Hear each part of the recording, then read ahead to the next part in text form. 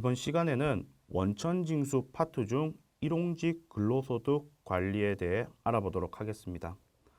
일용직 근로소득, 우리가 일용직이라고 하면 세법에서는 기본적으로 근로계약에 따라 동일한 고용주한테 3개월 이상 계속하여 고용되지 아니한 자를 일용직이라고 하죠. 그러면 계약서상 3개월 미만 근로한 자를 우리가 말하면 일용직이라고 합니다. 그런데 우리 4대 보험에서 얘기하는 우리가 일용직 같은 경우는 계약 기간에 따라 1개월 미만으로 근로하는 자, 1개월 미만으로 근로하는 자를 우리가 말하는 일용직이라고 지칭하고 있습니다. 그래서 세법과 우리 4대 보험에서 일용직의 개념이 달라요. 그래서 실질적으로는 우리는 신고를 할 때 일용직이라고 생각하는 부분은 우리가 세법상의 일용직으로 신고하지만 그 일용직이 사실은 4대 보험 신고할 때의 일용직은 아닐 수 있습니다. 요 부분들은 한번 그냥 그런 부분들이 차이가 있다.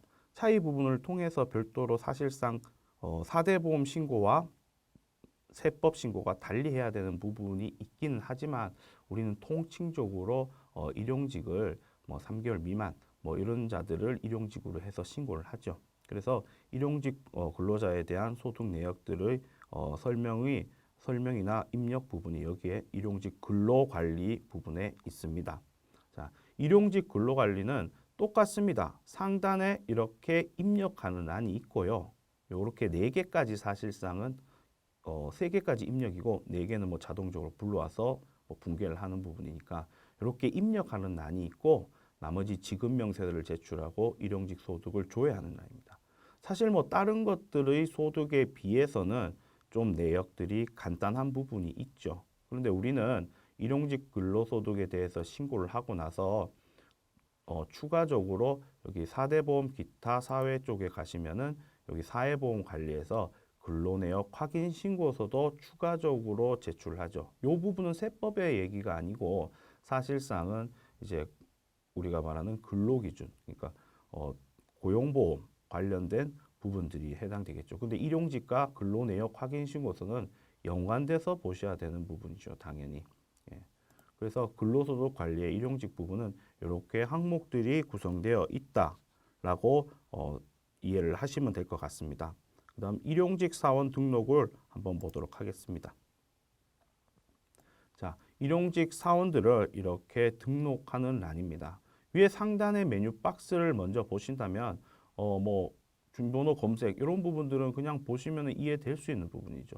이 부분은 임금 일괄 지급 변경은 이 전체에 있는 아니면 체크한 근로자의 일괄적으로 관련 사항들을 변경을 할 수 있는 란이죠. 예, 그리고 엑셀 데이터나 뭐 이런 부분들은 기존에 다른 쪽에 있는 데이터를 불러와서 여기에 자동적으로 반영하고 싶을 때 이렇게 처리를 할 수 있는 부분들입니다. 상단 부분은 가볍게 한번 보시면 될 것 같아요. 자, 먼저 사원번호나 성명 부분은 뭐 정상적으로 입력을 하시면 되고요. 입사 연월일도 입력을 정상적으로 하시면 될 것 같습니다.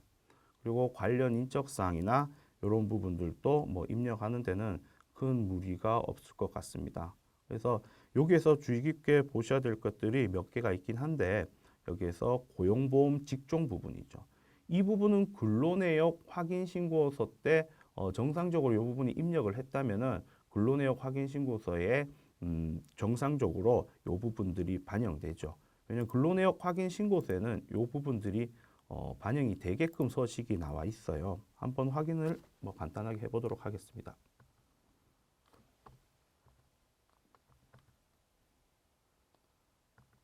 자, 이 부분 6월에 일용직 관련된 자료들인데요.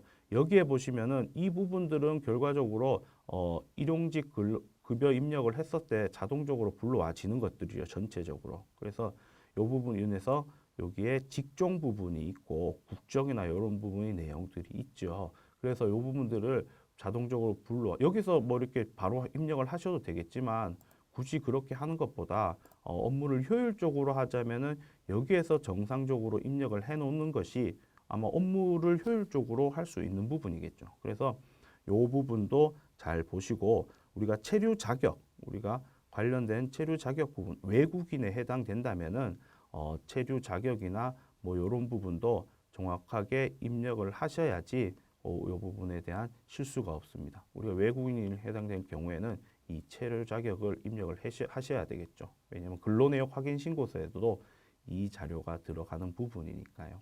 그래서 요 개별적으로 입력을 하시면 될 것 같고요. 여기에 임금 지급 방법과 나머지 부분에 있어서도 잘 입력을 하셔야 됩니다. 왜냐하면 일용직 같은 경우에는 매일 근무를 했었을 때는 원천 징수가 매일 근무하고 매일 지급을 했었으면 원천 징수 부분이 매일의 각각의 날짜를 기준으로 원천 징수를 하지만 일정 기간에 따라서 원천 징수 부분, 일정 기간에 따라서 급여를 지급한다면 그 급여의 모든 합의 기준으로 소액부 징수를 이렇게 결정을 하는 부분이죠. 예를 들어서 태백산 씨가 하루에 20만 원의 일당을 받아간다. 조금 다르게 설명을 드릴까요? 우리가 세금이 없는 기준으로 보자면 태백산 씨가 하루에 18만 원 정도, 18만 원은 우리가 세금이 안 나와요. 일별로 나오면 18만 원 정도의 급여를 매일 지급을 한다. 라면은 이분 매일 기준으로 계산한다면은 우리가 기본적으로 15만 원 공제되고 뭐 6% 곱해서 뭐 45% 부분을 반영을 하자면은 우리가 세금 자체가 없어요. 매일 기준으로. 그렇지만 이 부분이 매일 근무하지만은 매일 지급하는 게 아니고 일정 단위로 지급을 한다라고 돼 있다면 일정 단위의 합에 대해서 원천징수 소액부 징수 여부를 판단을 하는 부분이기 때문에 아마 세금이 나올 거예요. 그러니까 그 부분도 잘 확인을 하시면은 될 것 같습니다. 예. 뭐 우리가 동서남 씨 같은 경우가 그 예가 되겠죠. 우리 동서남 씨의 6월 달에 급여 부분을 살펴보자면 6월 달에 급여 부분을 살펴보자면 동서남 씨는 우리가 사원 등록에서 매일 지급으로 되어 있네요. 매일 지급으로 되어 있다면 소액부 징수에 해당이 돼서 납부하는 게 없어야 됩니다. 지금 동서남 씨가 왜 지금 있는지 다시 한번 볼게요. 매일 지급으로 처리가 된 게 아니고 일정 단위로 지급이 돼 있죠. 매일 지급으로 처리가 돼 있었다면은 동서남 씨는 지금 현재 상태에서는 납부하실 소득세가 없으실 건데 일정 단위로 체크가 돼 있기 때문에 동서남 씨는 각각의 날짜로는 1,000원인 소액부 징수에 해당되지만 일정 단위에 해당돼서 세금이 부과되는 부분이니까 이 부분 유의 깊게 한번 보시면 될 것 같습니다. 계속적으로 나머지 부분을 보겠습니다. 그래서 이 부분들이 정확히 입력이 돼야지 정상적인 원천징수에 대한 그 소득 금액이 나오는 거죠. 아니면 이제 다르게 정리가 되는 부분이니까요. 자, 그래서 임금 지급 방법에 대해서 차이가 나는 부분을 봤고요. 임금 지급 방식입니다. 뭐 임금 지급 방식에 대해서 1급인지 시급인지 체크를 하셔서 금액을 입력을 하게 되면 여기에 맞게끔 자동적으로 금액이 일용직 급여 자료 입력에 반영이 됩니다. 그 말은 뭐냐면은 이렇게 동서남 씨 같은 경우는 뭐 기본적으로 체크를 하게 된다면은 자동적으로 이 금액이 우리가 사원 등록에 있는 이 금액이 자동적으로 이 금액이 정리가 된다는 거죠. 이게 훨씬 편하죠. 예를 들어서 빨리 정리를 할 수 있는 부분이죠. 빨리 처리를 할 수 있는 부분이죠. 그래서 이 부분도 금액을 적어 놓으시면은 뭐 금액이 뭐 그날 바뀐다면은 뭐 수기로 입력을 별도로 해 주셔야 되겠죠. 그런데 똑같다면 이렇게 입력을 하셔서 좀 더 편하게 정리를 하시면 될 것 같습니다. 나머지 부분들 국민연금이나 건강보험 우리가 좀 전에 얘기 드렸지만 일용직의 정의가 소득세법과 고용보험 우리 보면 근로복지 4대 보험 고용보험에서 다르죠. 1개월과 3개월의 차이가 있죠. 그러니까 우리가 소득세법 우리가 세법상에는 국민연금이나 건강보험에 해당 될 수 있겠죠. 왜냐하면 우리가 3개월이 기준이 세법이잖아요. 근데 고용보험은 1개월 기준으로 하다 보니까 2개월, 3개월인 사람은 실질적으로 국민연금이 발생될 여지가 있겠죠. 그래서 해당 사항이 있으시면 국민연금에 대한 관련된 자료들을 입력을 하면 될 것 같습니다. 여기에서 여러 체크하게 되고 하면은 이제 기본적인 자료들을 입력하실 수 있습니다. 이런 경우들이 현실적으로는 조금 드무니까 뭐 이런 게 있다라는 부분을 체크하시면 될 것 같고요. 고용보험 공제 여부입니다. 고용보험 공제 여부인데 뭐 해당 사항이 있음에 따라서 공제 여부를 체크를 하시면 될 것 같은데요. 기본적으로는 일용직이어도 당연히 고용보험 가입을 고용보험에 대해서 공제를 해야 되겠죠. 산재보험도 마찬가지고요. 그래서 기본 세팅은 공제를 여러 돼 있습니다. 그런데 사실상 고용보험, 산재보험은 적용사항이 아니지만 고용보험 같은 경우에는 외국인 근로자가 발생됐었을 때 외국인 근로자의 체류 자격이 어떻게 되는지에 따라서 고용보험 대상이 되는지 아니면은 되지 않는지 이런 부분들이 구분돼요. 체류 자격에 따라서. 그래서 거기에 해당돼서 공제 대상이 아니라면 불허 체크하시던가 뭐 이런 부분들을 반영을 하면은 되겠죠. 그래서 이 부분을 보시면 될 것 같습니다. 그리고 밑에 개정 과목입니다. 개정 과목은 이 동서남 씨가 일용직 급여를 자동으로 회계 처리할 때 어떤 개정 과목을 쓸까요? 라는 부분을 미리 정해 놓는 겁니다. 이 부분을 미리 정해 놓으면 훨씬 업무가 편하고 효율적이겠죠. 그래서 해당되는 개정 과목을 미리 각각 입력을 해 놓는다면 업무 처리가 좀 더 효율적으로 진행될 수 있는 부분입니다. 자, 거주자, 비거주자는 체크를 하시면 될 것 같고 사용 여부도 확인을 하셔서 체크를 하시면 될 것 같습니다. 이렇게 기본적으로 우리가 우리 일반 상용 근로자 같은 경우도 마찬가지로 상용 근로자와 마찬가지로 일용직 사원 등록도 기본적으로 사원 등록이 잘 정상적으로 오류 없이 아니면은 빠뜨리지 않고 잘 해야 나머지 업무 처리가 훨씬 원활해지고 실수가 줄어듭니다.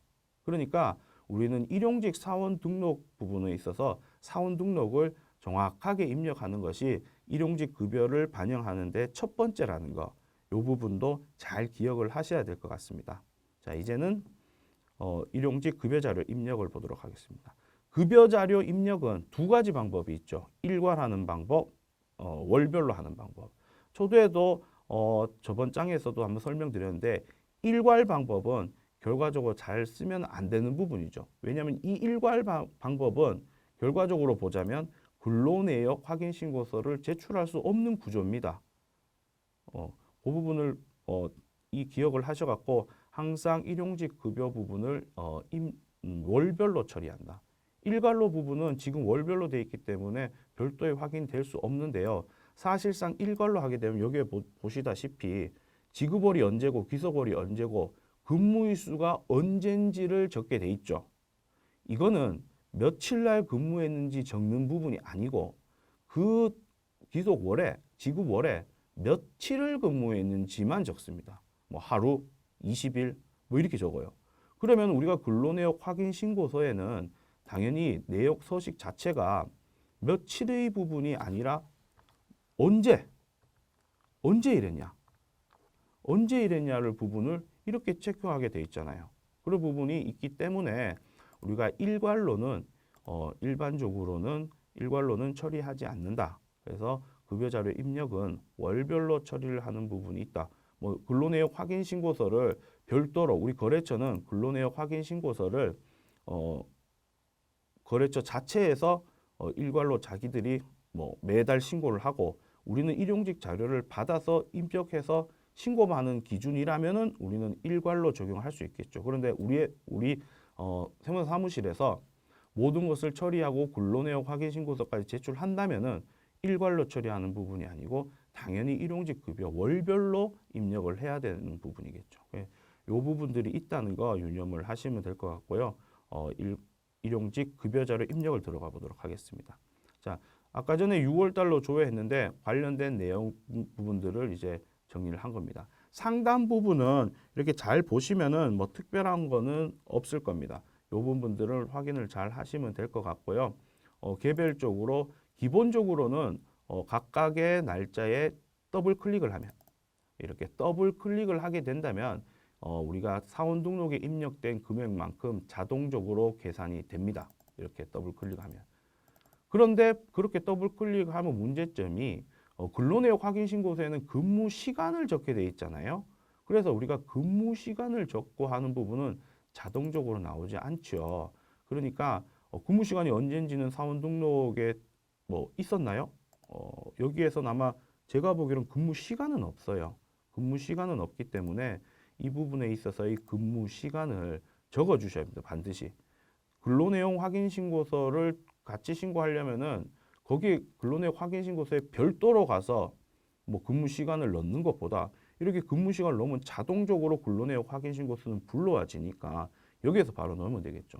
예를 들어서 이 부분에 우리가 5일 날 근무를 했다. 그래서 8시간을 근무했다. 엔터 시간은 근무 시간을 적게 되면 여기에 자동적으로 동그라미 되고 금액이 자동적으로 나옵니다. 그러니까 여기에 더블 클릭을 하시는 것보다는 제가 보기에는 근무 시간을 입력을 하시면은 좀 더 원활하게 될 수 있겠죠. 그래서 이 내역들에 있어서 입력 부분은 그게 특별하거나 어려운 부분이었습니다. 그래서 이 부분에 관련된 부분이 정상적으로 처리됐는지를 한 번 정도 확인을 하셔갖고 처리를 하시면 될 것 같습니다. 여기에서 보시면은 이 태백산 씨는 매일 지급하고요.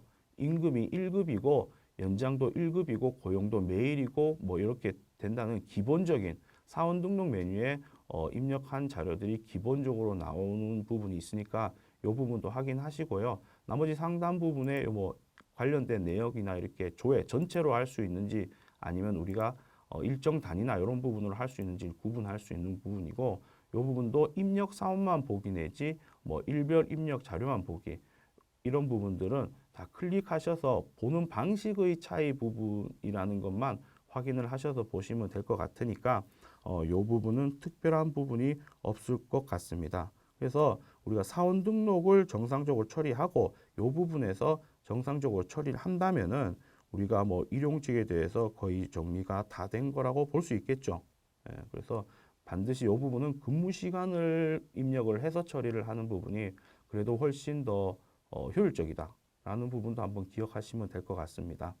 자, 이 부분 그리고 나서 우리 다음 일용근로 급여자료 회계처리입니다. 이 부분은 말 그대로 회계 처리를 자동적으로 해주는 항목입니다. 우리가 귀속연도로 봐서 1월부터 12월 부분이 있다 싶으시면 우리가 급여 자료 입력에 입력되어 있는 내용대로 이렇게 나옵니다. 그래서 이런 부분들이 내용이 나오니까 이 부분을 잘 보셔갖고 회계 처리를 하시면 되겠죠. 여기에 상단의 내용을 보면 뭐 조교 설정, 뭐 항목 조교를 별도로 설정할지 부분이고 여기에서 주의 깊게 보셔야 될 것은 기본 계정으로 설정 부분이죠. 기본적으로 세팅을 어떻게 할 건지. 지금은 입력이 다 돼 있는 상태지만 실질적으로 기본 계정 설정을 통해서 기본 계정을 결정을 하고 나서 새로 불러오기를 한번 하고 나서 이렇게 추가 전표 입력을 해야 별도의 실수가 없겠죠. 자, 기본 계정 설정에 대해서 한번 보도록 하겠습니다.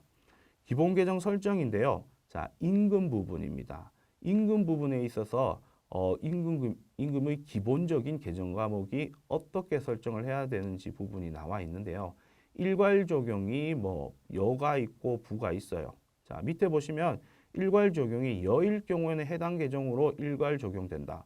여일 경우에 1번인 여일 경우에는 이 계정으로 일괄 정리가 된다.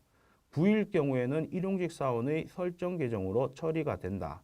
비설정 시 위에대로 된다. 말 그대로 여로 부로 처리를 하게 된다면 사원 등록에서 우리가 기본적으로 이렇게 인별로 이렇게 처리되어 있던 계정 과목으로 처리가 되는 부분이니까 사원 등록을 정상적으로 계정 과목을 처리를 했다면은 우리는 여기에서 부를 체크함으로써 정상적으로 오류 없이 자동적으로 회계 처리의 코드에 따라서 변경이 되겠죠. 그러니까 우리가 판관비냐 아니면은 뭐 제조비냐 이런 걸 따졌을 때 계정 과목 코드가 중요한 부분이니까 이 부분에 있어서의 오류를 없애려면 어쨌든 정리를 잘 하셔야 된다는 부분입니다.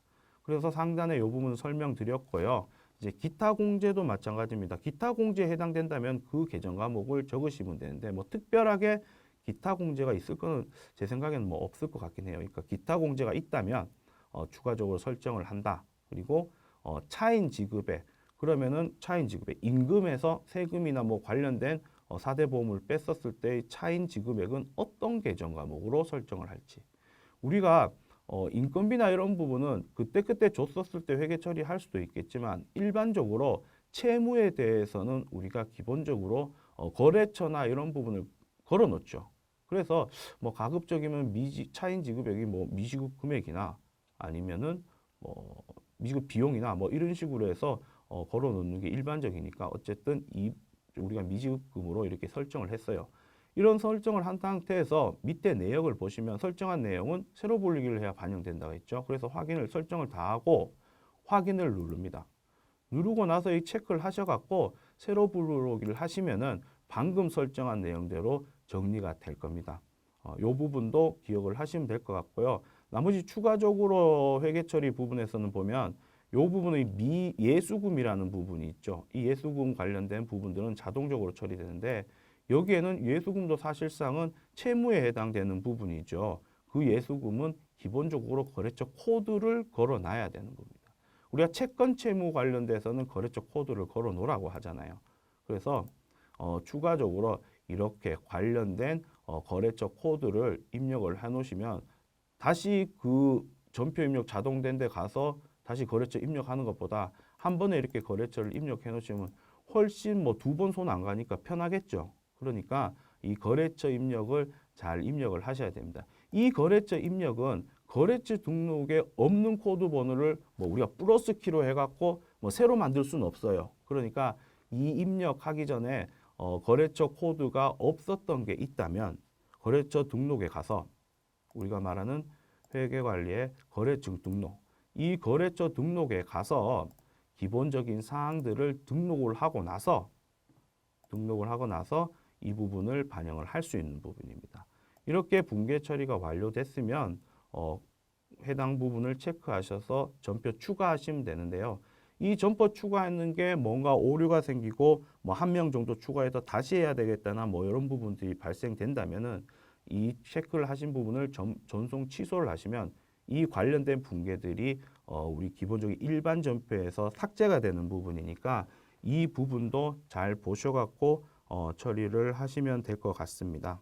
자, 이렇게 정상적으로 급여 자료, 일용직 급여 자료를 입력을 했다면은 그리고 회계 처리도 완료를 했다면은 자, 우리가 일용직 근로소득 지급명세서를 제출하겠죠. 이 부분이 일용직 근로자의 지급명세서 제출이죠. 뭐 간단합니다. 특별한 건 없고요. 이 부분에 우리가 6월 달이었죠. 해당 부분을 클릭하시면 관련된 내용이 맞는지를 확인을 하셔갖고 마감을 통해서 전자신고를 하시면 되겠죠. 일용직 같은 경우 매 분기의 말일부터 다음 달 말일까지 지급명세서를 제출하는 부분이니까 이 부분은 기억을 하셔야 되는 부분인데요. 마지막으로 한 가지 주의하셔야 될 게 뭐냐면은 우리가 맨 마지막 4분기입니다. 우리가 기본적으로 원천징수라고 하는 것은 원천징수는 지급 시기에 원천징수를 해서 그 다음 달 10일까지 그 부분을 원천징수 이행상황 신고서를 통해서 제출을 하라고 되어 있습니다. 그런데 우리가 지급시기 의제라고 해서 원천징수에서 지급시기 특례라고 해서 근로소득자의 12월 급여를 지급하지 못했을 때 2월 달에 지급한 걸로 봐서 3월 10일까지는 제출을 해라 라고 특례가 있죠. 그 특례 기준으로 본다면은 이 원천징수, 우리 지급명세서 부분을 얘기하는 부분이 아니고 몇 퍼센트 뛰는 원천징수 부분을 얘기하니까 조금 이거 헷갈리시면 안 되는 부분이에요. 이 부분은. 그래서 원천징수 예를 들어서 근로소득에 대한 특례가 있다면은 일용직도 근로소득이잖아요. 근로소득을 두 가지로 나누자면 뭐 상용직과 일용직 뭐 이렇게 나눌 수 있잖아요. 그럼 일용직도 근로소득이기 때문에 예를 들어서 12월 달에 귀속인 게 1월 달에 지급이 됐다. 아니면은 우리가 3월 달에 그냥 극단적으로 보면 3월 달에 지급됐다. 2020년 12월 달 귀속이지만 2021년 3월 달에 지급됐다. 이럴 때는 원천징수 기준에서 특례 부분이 있기 때문에 어떻게 신고를 해야 돼요? 우리가 다음 2월 말일까지 신고를 지급한 걸로 봐서 3월 10일까지 신고해야 되는데 그렇다면은 애매한 부분이 생겨버립니다. 일반 상용직 근로자들은 그 기준으로 맞추면은 결과적으로 3월 10일까지 지급명세서도 제출하기 때문에 딱딱 맞아 떨어져요. 그런데 일용직 근로소득 같은 경우에는 잘 생각해 보시면은 우리가 4분기 같은 경우는 1월 말일까지 신고하게 돼 있죠. 그럼 그 부분이 사실상 안 맞아요. 안 맞는다는 부분이죠. 1월 말일까지 신고해야 돼요. 12월 귀속분에 대해서 일용직은 1월 말일까지 지급명세서를 제출해야 돼요. 그러면 원청징수는 우리가 원청징수 특례를 적용을 한다면은 특례대로 나가고 지급명세서는 별도로 1월 말일까지 제출하니까 근데 지급일이라니까 지급명세서의 부분을 보시면 조금 헷갈릴 수도 있는데요. 지급명세서 부분에 있어서의 보면 이렇게 특례받는 근로소득같이 특례받는 거는 대원칙은 지급명세서는 지급일의 다음 달 2월 말일이나 3월 10일까지 신고하라는 건데 특례에 해당되는 경우 뭐 근로소득 기준으로 보면 근로소득에 해당되는 경우 이런 특례에 해당된다면은 귀속 연도의 사업 종료일 그러니까 12월 우리가 만약에 2020년이면 2020년 12월 31일에 지급한 걸로 봐라. 지급명세서 부분입니다. 헷갈리시면 안 돼요. 지급명세서 부분에서 2020년도 12월 31일까지 지급한 걸로 봐서 지급명세서를 제출해라. 원천징수 쪽에서 특례에 해당되는 것들은 그렇기 때문에 그 부분에 있어서 일용직 같은 경우 만약에 12월분을 1월에 지급했다, 2월에 지급했다 하더라도 일용직에 대한 지급명세서 제출은 사업 종료일 기준으로 지급한 걸로 봐라고 했으니까 얘네들은 12월 귀속이라면 무조건 1월 말일까지 지급명세서는 제출이 돼야 되는 부분입니다. 그렇게 된다면 원천징수하는 부분과 지급명세서 제출하는 부분이 일용직은 기간이 틀려버리게 돼요. 만약에 틀려버리게 된다면 실무적으로 세무사랑 프로에서 이렇게 각각 할 수 없습니다. 사실상 왜냐하면 지급명세서와 원천징수는 같이 움직인다는 개념으로 항상 생각을 해야 되거든요. 그래서 별도로 이렇게 따로따로 신고할 수 있는 부분들 이런 부분들이 아니기 때문에 12월 귀속의 1월 지급이나 아니면 추후에 지급의 일용 근로자들은 반드시 입력을 하실 때 자료 입력에 12월 귀속 지급연도 12월로 하셔야 돼요. 실질은 지급연도가 2021년 1월이라고 하더라도 서식상에 반드시 12월을 12월로 신고를 하셔야 돼요. 그래야 이 부분에 들어오고 정상적으로 처리되는 부분입니다. 여기에는 보시면 아시겠지만 지급분기라고 해서 고정이 돼 있어요.